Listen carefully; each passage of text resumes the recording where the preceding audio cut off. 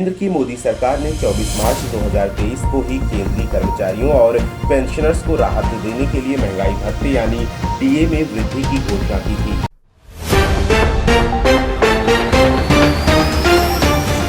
सरकारी कर्मचारियों की लगी लॉटरी, राज्य सरकारों ने बढ़ाया डीए।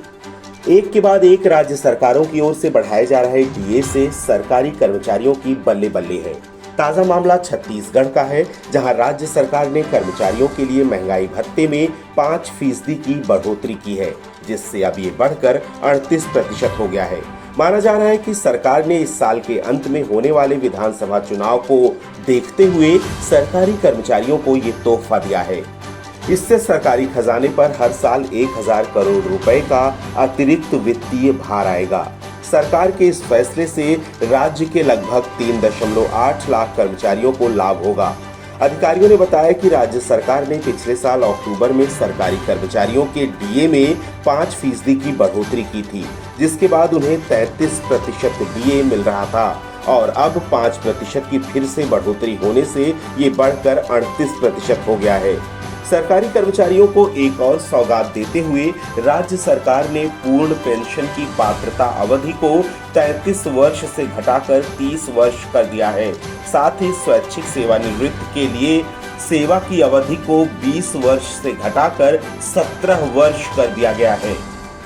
वहीं इससे पहले चुनावी साल में मध्य प्रदेश सरकार ने भी सरकारी कर्मचारियों को बड़ा तोहफा दिया है। मुख्यमंत्री शिवराज सिंह चौहान ने राज्य सरकार के कर्मचारियों के महंगाई भत्ते में 4% की बढ़ोतरी की थी, जिससे राज्य के 7.50 लाख कर्मचारियों को फायदा होगा। सेंट्रल गवर्नमेंट के एम्प्लॉयज के लिए जो डियरनेस अलाउंस और पेंशनर्स के लिए डियरनेस रिलीफ, तो डियरनेस रिलीफ और डियरनेस अलाउंस के बारे में सरकार ने निर्णय किया है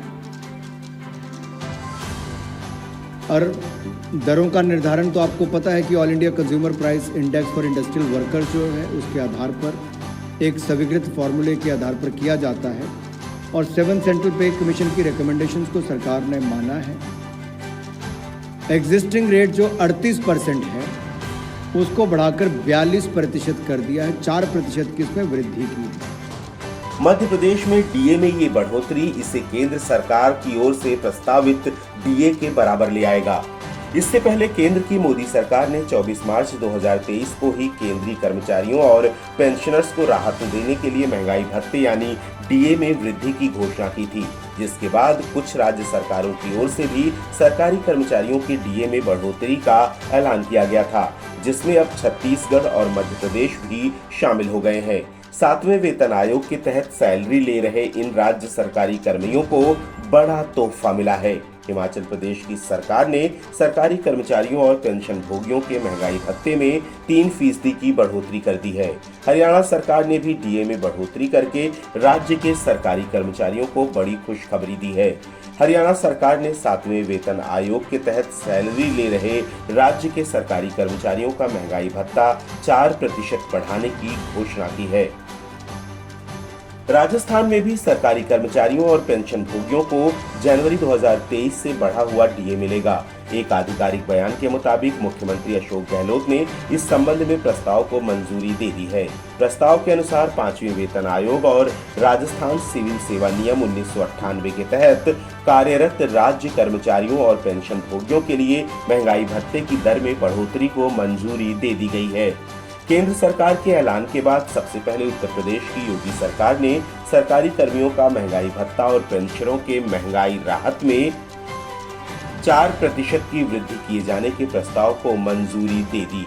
ये वृद्धि 1 जनवरी 2023 से लागू होगी। इस फैसले से प्रदेश के 19 लाख कर्मचारी और पेंशनर लाभान्वित होंगे। इससे यूपी के सरकारी खजाने पर हर माह 200 करोड़ रुपए का अतिरिक्त भार आएगा। इस साल के अंत में होने वाले विधानसभा चुनाव को देखते हुए सरकारी कर्मचारियों को ये तोहफा दिया गया है। क्या आप भी इस महंगाई भत्ते में बढ़ोतरी के लाभार्थी हैं?